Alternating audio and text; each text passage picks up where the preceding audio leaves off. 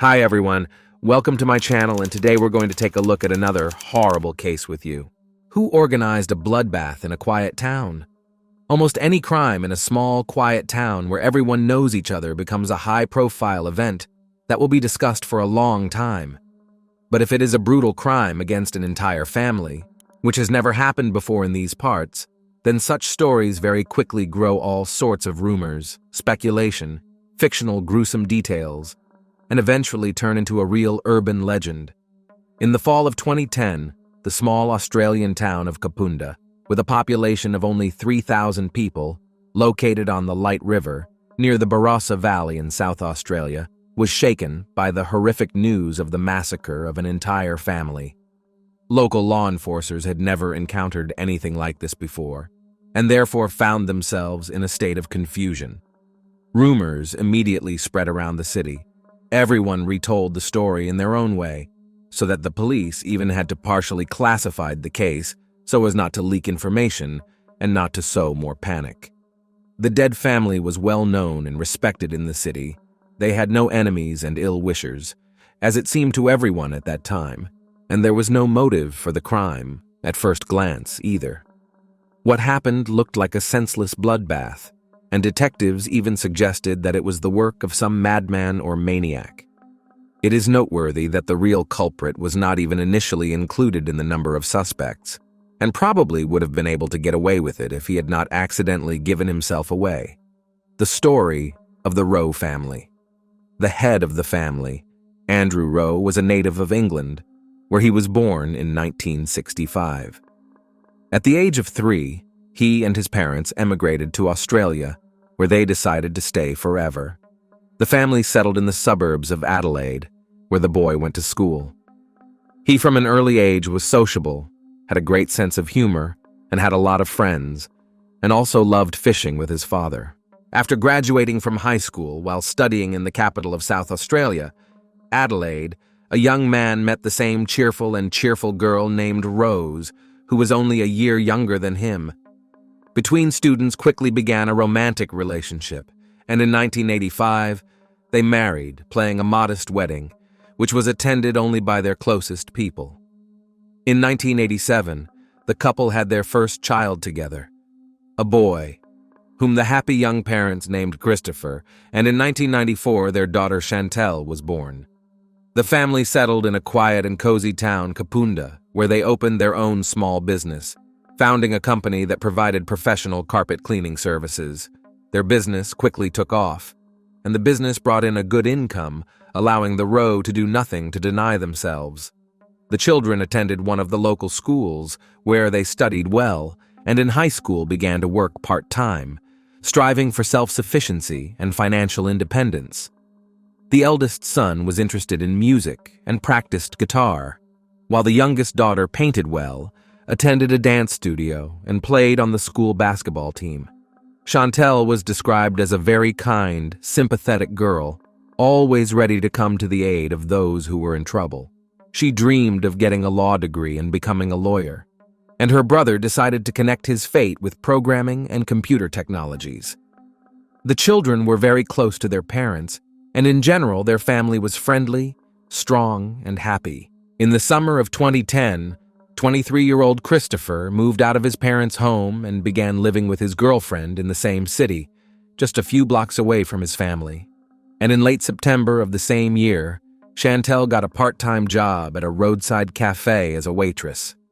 It was inconvenient for her to get to the workplace, so her father or brother drove her there. Since the girl was already 16 years old, she dreamed of passing her driver's license as soon as possible to drive a car.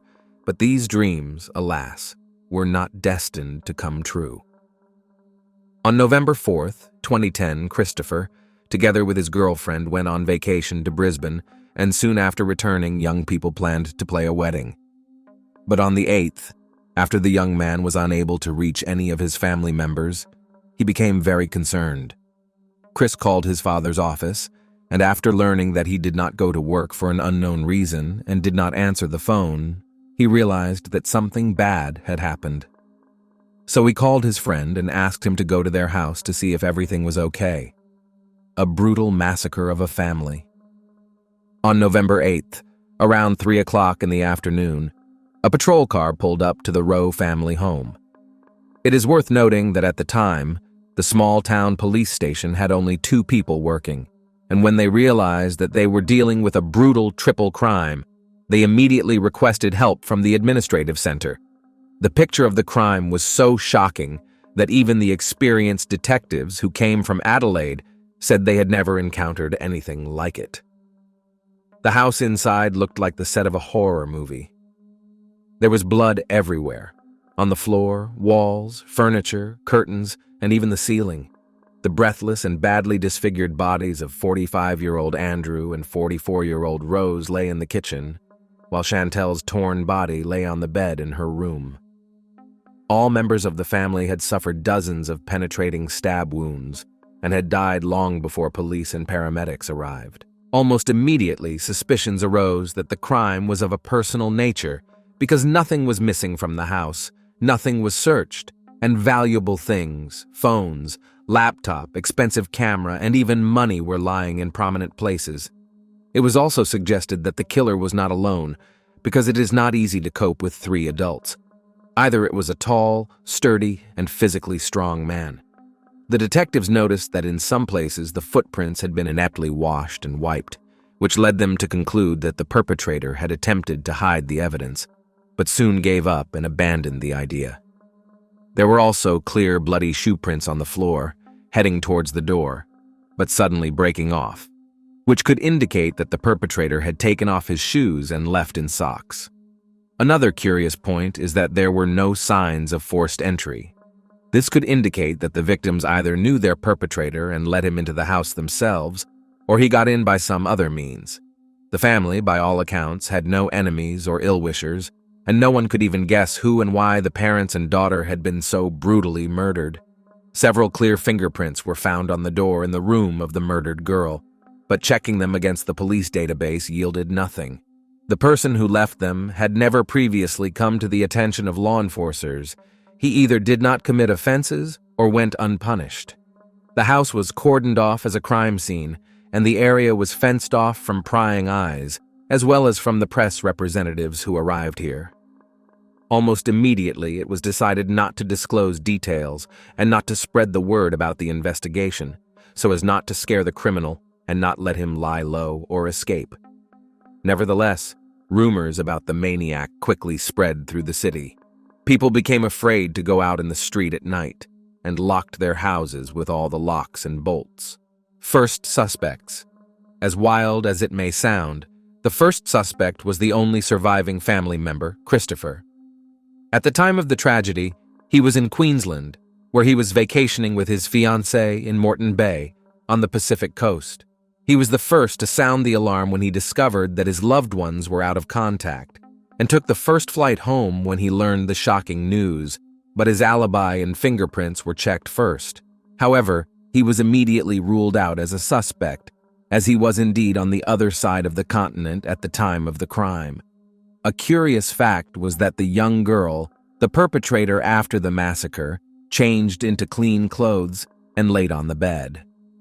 At the same time, there were bloody drag marks near the bed, which indicated that Chantel probably tried to hide from her executioner under the bed, but he pulled her out of there. In addition, forensic experts soon determined that she had been abused before her death.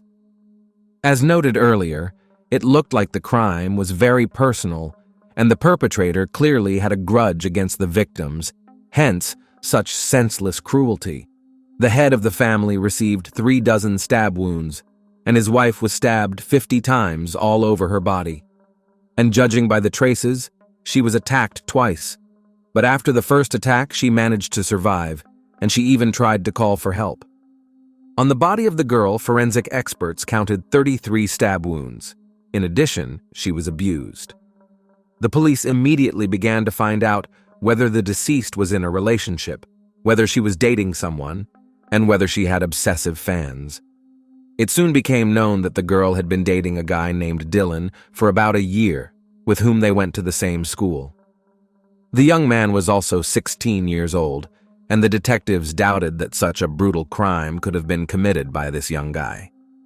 Nevertheless, They needed to talk to him, check his alibi, and get his opinion as to who might have wanted to harm his girlfriend and her loved ones. Dylan willingly agreed to cooperate with the police and told them everything he knew. According to him, he and Chantel had a wonderful relationship. They loved each other and were going to get married as soon as they became adults. The death of his beloved girl was a huge shock for him, and he simply did not know how to live on. At the time of the massacre of the Rowe family, the guy was in a neighboring city on the anniversary of his grandfather, and his alibi could confirm dozens of people. The young man has also been ruled out as a suspect, searching for evidence and witnesses. So the police had fingerprints of the criminal, as well as his seminal fluid found on the body of the deceased Chantel, from which they managed to extract DNA, but it also did not appear in the police database. Notably, the family was massacred with carving knives that the perpetrator removed from a stand in their own kitchen. This could indicate that the crime was not planned in advance and could have been spontaneous. The murder weapons themselves could not be found at the scene, so the murderer took them with him when he left. Experts determined that the victims were killed between midnight and 2 a.m. One of Rowe's neighbors admitted that around 1 a.m. he heard Rose call for help twice, and then there was a thud, as if something heavy had fallen, and then everything went quiet. He thought it was strange, but he did not call the police, deciding that it was just a simple domestic quarrel between the couple, and he should not interfere in their family affairs. No strangers were seen near their house that evening. Police officers were carefully combing the area around the house looking for evidence or instruments of crime. It was also decided to reach out to the residents of the town through the media and encourage them to share any information that could help the investigation move forward in the case. But this approach rather made the detectives' job more difficult. Almost immediately, the police began to receive dozens of calls from concerned people who wanted to help, and all the information received had to be verified. Callers reported suspicious people, cars, tried to connect what happened with a gang of bikers, with drug dealers, and even reported suspicious posts on social networks found in the profiles of local residents. However, all the incoming information did not help law enforcement officers. 2 days before the tragedy, among the things in the house was found an expensive camera that belonged to the dead girl. As it turned out, Chantel was fond of photography, and detectives assumed that there may be pictures that would help the investigation. There were indeed many photos on the memory card, but the last ones interested the police most of all. It turned out that 2 days before the tragedy, on November 6th, in the house of Rowe was a friendly party, which was organized by Chantel. Her parents that day left with a sleepover to relatives, and she decided to take advantage of their absence. But it should be noted that it wasn't some kind of party with alcohol or something worse, but quite decent and quiet, sitting over watching movies and cooking dinner on the barbecue. Chantel had only invited her boyfriend and 3 of her best friends with their other halves, so there were only 8 people in the house. That evening, the hostess of the house took a lot of pictures that captured their good time. Some of the photos of the guests present that same evening published on their pages in social networks, noting friends there. All the friends stayed the night at the house Rowe and returned in the morning. Andrew and Rose even cooked breakfast for the guests, having a sit-down in the backyard. Detectives decided that it was necessary to interview all the people who were present at that party to find out whether the girl had enemies, envious or stalkers, as well as to take everyone's fingerprints to compare with the samples found on the door of the room of the deceased. Chantel's friends still couldn't believe what had happened. They tried their best to help the investigation and showed up at the station to testify at the first call. The boys provided their fingerprints and DNA samples, but they did not match those found at the crime scene. They also allowed access to their social media pages and phones, and they also detailed all the events that took place at what turned out to be the last party. Dylan recalled that on Sunday, his girlfriend complained that she was not feeling well and probably had a cold. In the evening, she had developed a fever and realized that she couldn't go to work the next day, so she had called her boss and warned him about it. The next morning, around 5 o'clock, the guy texted her and asked how she was feeling. He saw the message light up as read, but Chantel never responded, The guy did not know that at that time his beloved and her parents were already dead, and the message was read by the criminal. Moreover, the police found out that the criminal even tried to write a reply text message, but since Chantel forgot to recharge her account, the message never went away.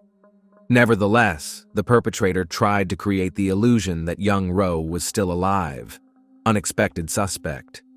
Dylan and several close friends of the deceased helped police officers compile a list of all the people in Chantel's entourage with whom she had been in contact. Law enforcement began working their way down that list, talking to and checking out everyone listed there. After about a week, they reached a certain 18-year-old young man named Jason Downey. He had previously attended the same high school as the deceased and her boyfriend, but had graduated last year and was now working at a local auto repair shop. Initially, Jason didn't raise any suspicions at all. He was of average height, very thin, even skinny, and looked completely harmless. They planned to just interrogate him and let him go, but the young man began to behave strangely. Instead of answering the standard questions asked, he started complaining that Chantel didn't invite him to her party because everyone there was in pairs, and he didn't have a girlfriend. And afterward, he claimed that he had an alibi for the night of the crime, although no one had even asked him about it. The behavior of the guy seemed very suspicious to the law enforcers, and therefore it was decided to check him to the fullest extent, including fingerprinting and taking a DNA sample. Hearing about this, Downey did not show any excitement or concern and simply agreed to undergo all the necessary procedures. At this point, the police again doubted his guilt, but still decided to follow through with the test. When the expert took the guy's fingerprints, he noticed relatively fresh, deep cuts on his palms. Jason explained that he had hurt himself on the job at the machine shop, but all the cuts looked smooth, as if they had been made with a thin, sharp tool. The test results showed that it was Downey's prints that were found on the dead woman's bedroom door. For the full picture, all we had to do was wait for the DNA test results, which were due in 2 days. In the meantime, they decided to talk to the guy again and ask him how his fingerprints ended up in the house of the deceased if he had not been present at the party the night before. The suspect again looked perfectly calm and explained that he had visited Rowe's house with Dylan about a month and a half ago and had probably left fingerprints there. But this version did not correspond to reality because the prints were fresh and clear. They were not dusty.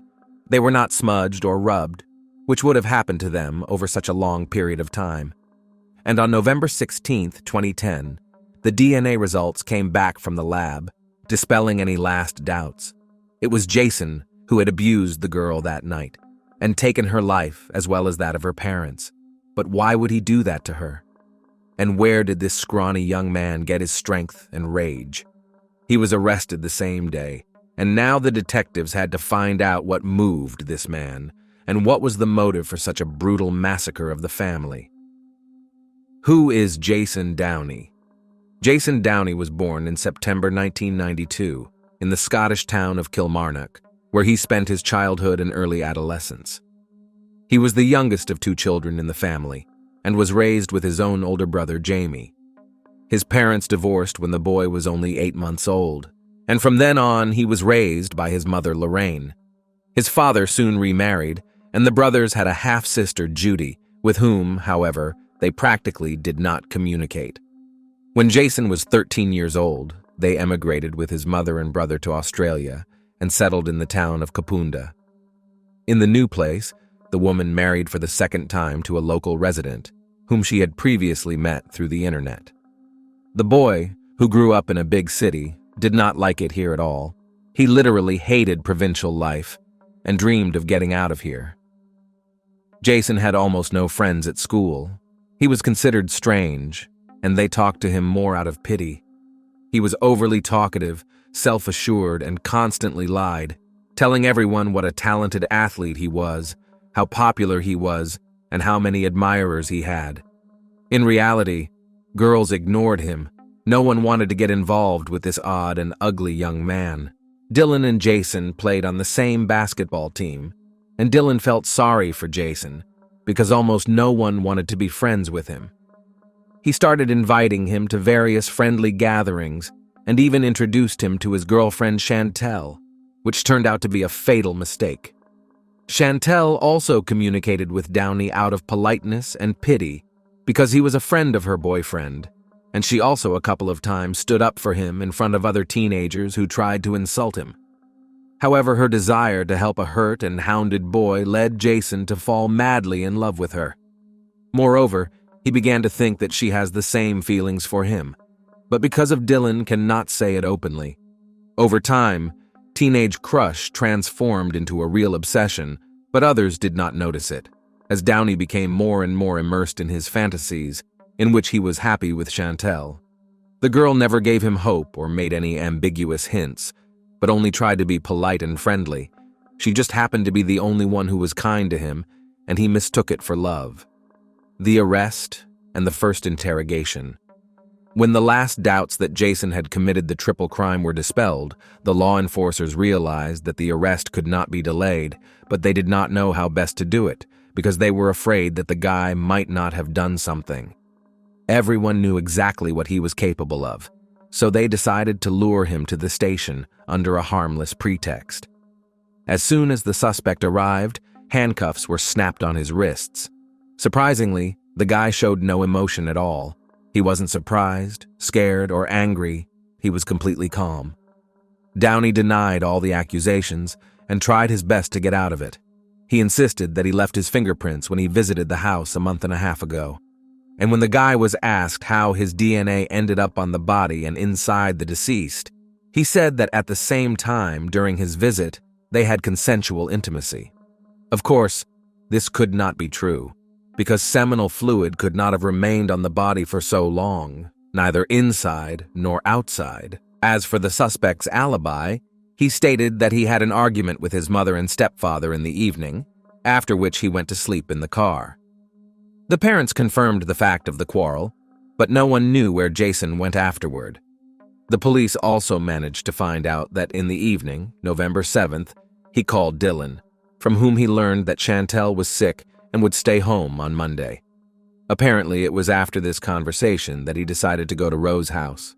Around the same time, police were able to locate a pair of shoes discarded in a deserted area with traces of blood on them. The sole prints matched the marks at the crime scene.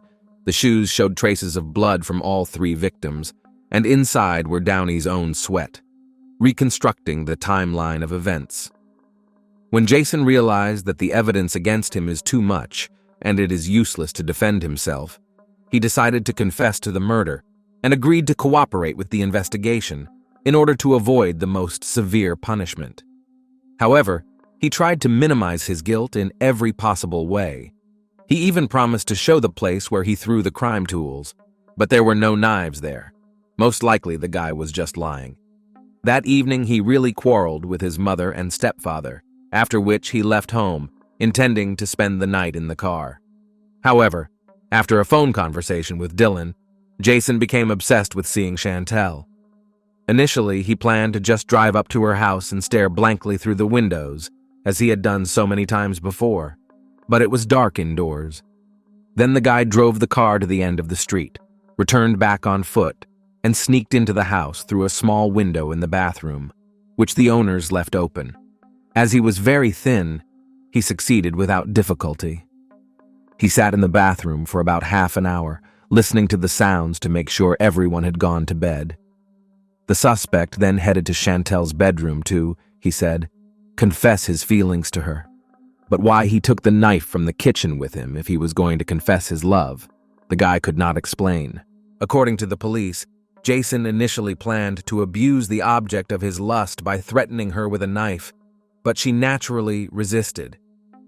During the attack, he wounded her several times, and the victim tried to hide from her tormentor under the bed.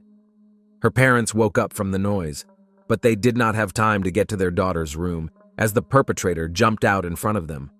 The guy was literally mad at the sight of blood. He attacked Andrew, quickly stabbing him in the neck and chest area. Then he knocked Rose to the ground and stabbed her a dozen times until the woman lost consciousness. Downey then returned to Chantel's room, pulled her out from under the bed, took advantage of her, and then finished her off with the knife in cold blood. Why he changed his victim into clean clothes, he was never able to explain. In the meantime, the miraculously surviving woman managed to get to the back door and even managed to call for help twice before the perpetrator caught up with her and finished her off with a second knife, which he snatched from the same stand. After massacring the family, the guy made an attempt to clean up the house, but quickly abandoned the idea because there was too much blood. He realized that he had made a mess, so he took off his bloody shoes and left the scene in just his socks. He took the knives with him and disposed of them in such a way that they were never found. Trial and sentencing. Jason's trial began only in the fall of 2011, almost a year after his crime. At the trial, the guy behaved absolutely calmly, did not express any emotions, but constantly changed his testimony. He claimed that he was in shock, that he did not remember killing the Rowe family, and kept repeating that he loved Chantel and did not want to hurt her. It is noteworthy that after the massacre he took with him the victim's pendant, which was later found in his room during a search, and the chain from the pendant was in the glove compartment of his car. At trial he recounted again that Chantel had not invited him to a party she had thrown at her house the night before because he did not have a date. Allegedly, he was very upset that he had been ignored and noted that the tragedy might not have happened if Chantel had called him then. The defendant testified with a completely impartial face, and in a phone conversation he told his brother that he pleaded guilty to avoid a life sentence. That is, Jason was not remorseful at all, but only wanted to receive a lighter sentence. However, he managed to get his way. On April 19, 2012, Downey was found guilty of a triple crime. He was sentenced to life imprisonment, with the possibility of qualifying for parole after 35 years. During the announcement of the sentence, not a single muscle on his face did not tremble. He remained as calm and impartial as if it was not about him, but about someone else. If he had not pleaded guilty, he would have been eligible for release after 45 years.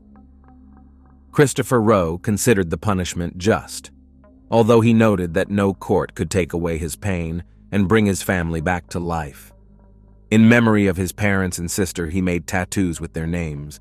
Finally, I would like to add that Christopher is currently married, and together with his wife, they are raising their son, Kobe.